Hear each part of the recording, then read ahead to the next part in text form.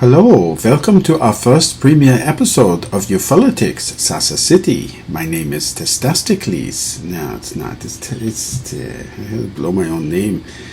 I'm not Testasticles. He's my relative. I am Testicles. So let's try it again. Okay, take two. Hello, my name is Testicles. Yeah, okay. All right. Do it again.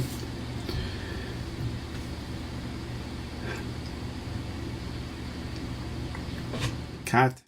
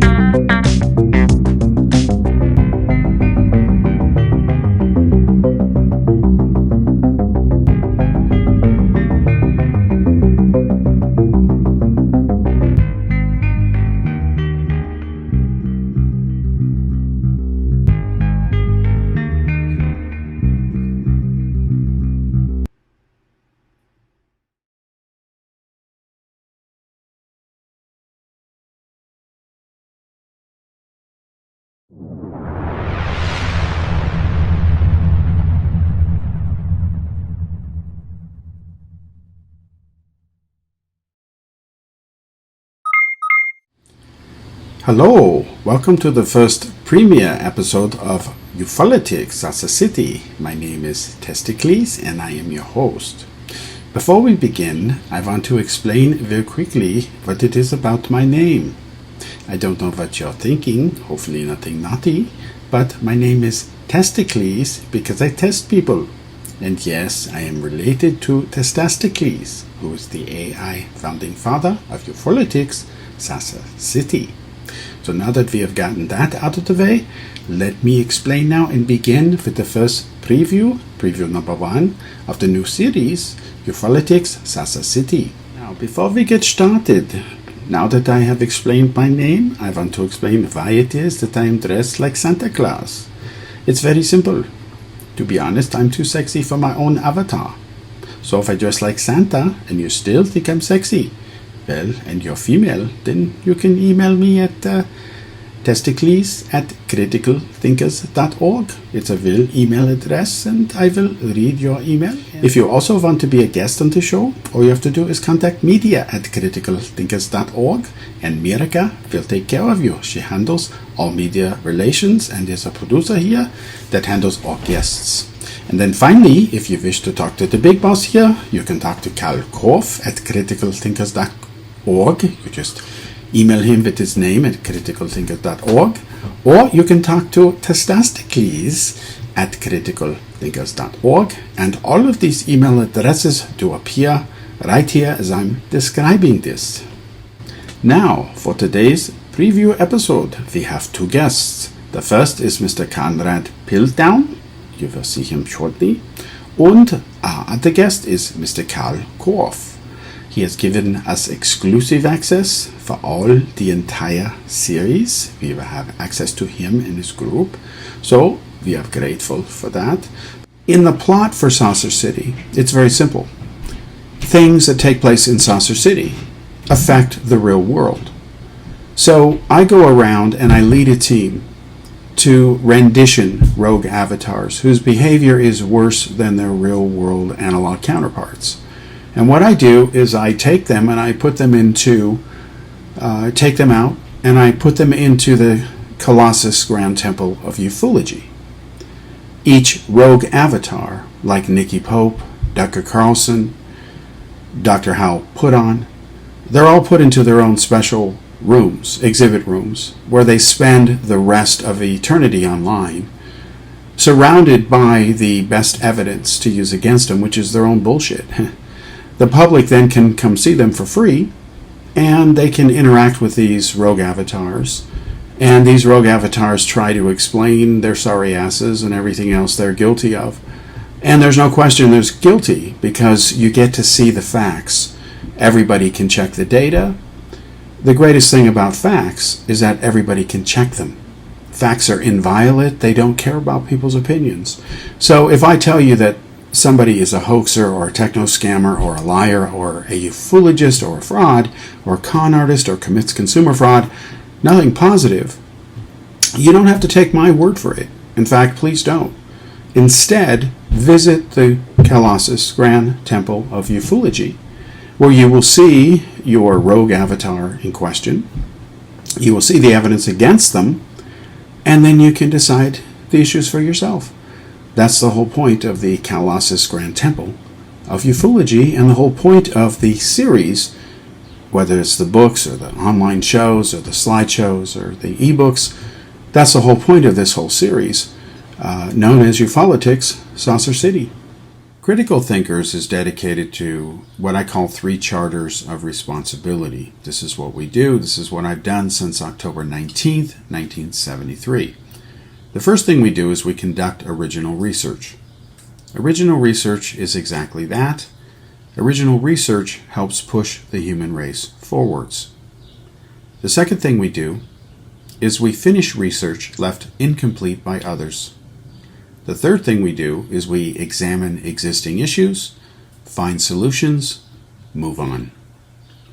Everything that Critical Thinkers does is eventually released to the public or private clients in various forms, because people like their data and consumables in various types of media or format. We like to get the data or deliverables out to the public, and then they can decide the issues for themselves. That's the best we can do. Then we move on to the other projects, and we have 500 of them coming to market, literally 500. The show UFOlitics Saucer City delivers on several dozen of these projects, and it's obvious what they are, and they're identified as such as each episode unfolds.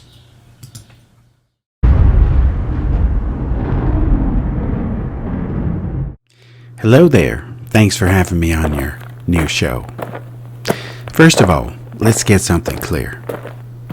I am not Donald Trump. Now, I know that there are people who say that I look like Donald Trump, but nope, they have it all wrong. And it's important to have the right perspective. I do not look like Donald Trump. Instead, Donald Trump looks like me. That's very different. That changes things. So you need to have the right perspective. UFOlitics is the perfect intersection of politics and UFOs and the paranormal. And of course, nothing good comes of it. But hey, this is America. And what we can do off this conspiracy stuff is we can make money. You see, the way the conspiracy stuff works, trust me, is you simply make up shit and you lie about it and you get lots of people to believe in it. All you need is just enough. And people tend to spend money as they believe. So if you can get enough people, enough donors to believe in stupid shit, then what you can do is engage in conspiracy economics. You can raise a lot of money by making up shit. And then you claim you're a victim of the stuff you just made up. You just don't mention you made it up. You just claim it's real. And you say you need money to fight against the thing you made up. You just don't say you made that up, but you need money to fight against it. And if you say it enough times and on enough forums and you have enough followers, you will get enough people to repeat that bullshit and they'll start throwing money your way. Yeah, that's how it works. In a way, it kind of reminds me of organized religion. I'm talking about big organized religion. You know, the mega pastors and all that stuff. Well, all you have to do is get enough people to believe. And if you can get them to believe, then the will to deceive really drives them and makes a lot of money. And that's not right. It doesn't make it right. But people do it. And that's why UFOlitics is something we must never engage in. Again, nothing good comes of it. But people make money off UFOlitics. You got producers working on shows playing UFOlitics. You got politicians raising money, selling t-shirts on the UFO thing, saying, I'm going to vote for disclosure and release all the documents, and I support looking for the Roswell evidence. It's all bullshit.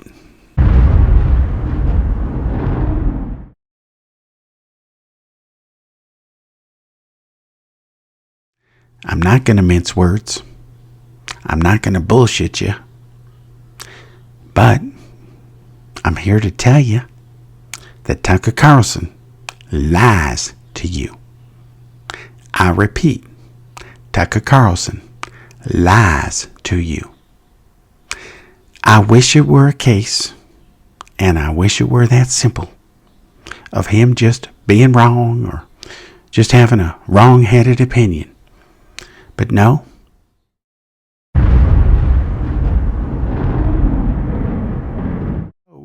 Another thing Tucker Carlson has done, he has lied to you and deceived you when he has put up as his guest on more than one occasion. You can ask him how many times. I've lost count myself. He's had a certain guest named Nick Pope, and he claims that he's the real Fox Mulder. Yeah. Well, Fox Mulder, like Fox Mulder from the X-Files, in the real world, Fox Mulder doesn't exist. So if you are the real something that doesn't exist, you ain't real. Independent of that aside, the obvious logic there and illogic in the statement, the point is, Tucker Carlson has put Nick Pope on his show. The only problem is, Nick Pope is lying. He never was the director of any UFO program. He was never the director of the UK government's UFO program because they never had any such thing, and Nick Pope was not the director. He was. Have you no shame? What do you stand for? It ain't the truth. If it was the truth, then you wouldn't sit there and put a fraud like Nick Pope on your show over and over and over. And now, the second issue I'm going to leave with you is this. Recently, because of Tucker Carlson's lies and deceptions and not really telling you the real important, full, complete, contextual truth, showing you something like 4% of the videos on certain things.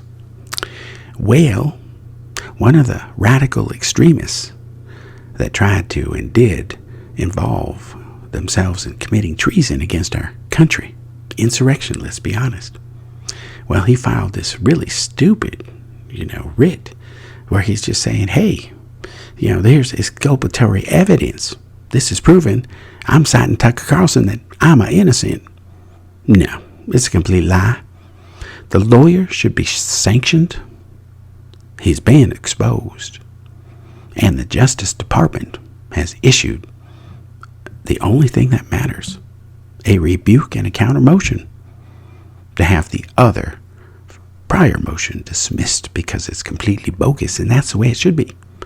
There wasn't any exculpatory evidence. Not like that at all. Not. The claim is false and filed with the court under oath and penalty of perjury. That is wrong. And the lawyer, you have to assume that he's bright enough to know better, but yet he did it anyway. And it's time that the courts clamp down on lawyers who are abusing the system, or lawyers who are outright lying. They need to be more than censured. They need to start losing their fucking licenses and abilities to earn a living and con people and play the system. And maybe they'll stop. Yeah? You think? That's the solution here, folks. So why do you think that Green Street, of all people, after exposing, it would be Lou Elizondo, and knowing that Nick Pope is a fraud, why would Green Street still host and make a point to produce and try to make money off of Nick Pope? Trying to present Pope as being credible. Who was behind that when he's not? When he's in a complete poser, imposter. He was never the British government's UFO director. So why would Green Street do that, Carl? Does that make any sense to you? Is that ufology or is that ufology? Please tell us why Green Street refuses to come out in the public and expose Nick Pope and do to Nick Pope what he's done to Lou Elizondo. You have to ask Green Street why he's ducking and avoiding this issue. That's rather cowardly, isn't it? That's what a ufologist does. That is not what a real investigative journalist does. A real investigative journalist would expose his own co-host if that's what it took to tell the public the truth. If it's the truth, it's the truth. We can't reject the truth just because we don't like it, just because it might hurt our feelings. Truth is truth. That's all that matters.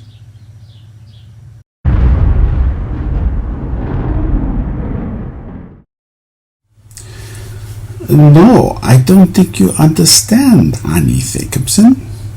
Avatars have no rights. According to our AI program, it will be about 3 years before the US courts are corrupted enough and stupid enough to rule that avatars are people too. No, they're not. In the meantime, we are putting an end to the frauds, to the ufology. On the other hand, when you lie to people and you push fake history, especially when you mock the Holocaust by saying or implying or even giving any credibility to the idea that Stalin and Mengele somehow conspired to surgically alter children, to fake Roswell. Really, Annie? No wonder they call you Annie Jacobson, don't they? You will stay the rest of your avatar life here. The public will come see you for free, and they will see the evidence against you.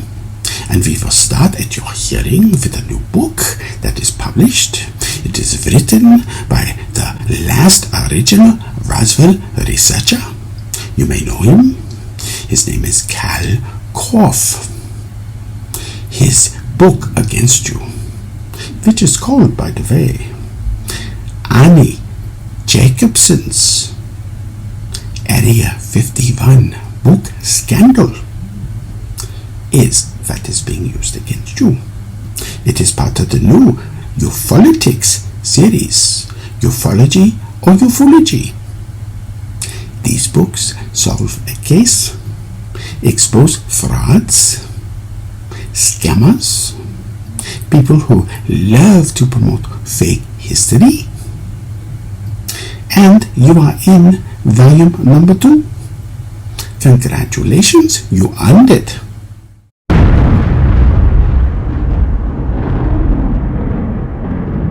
But this is actually my face from when I was younger, and started in on this, and when I first exposed Dr. Hal Puthoff, which at that time was with Stanford Research Institute in Palo Alto. They can't hide. They're being exposed in this series. And it's going to occur in ways that nobody has ever seen anything done like this before. And this is the product of a multi-year effort that has involved computers, AI, databases, intelligence matters, just a whole bunch of things. A lot of filming all over the world. You see a lot of that.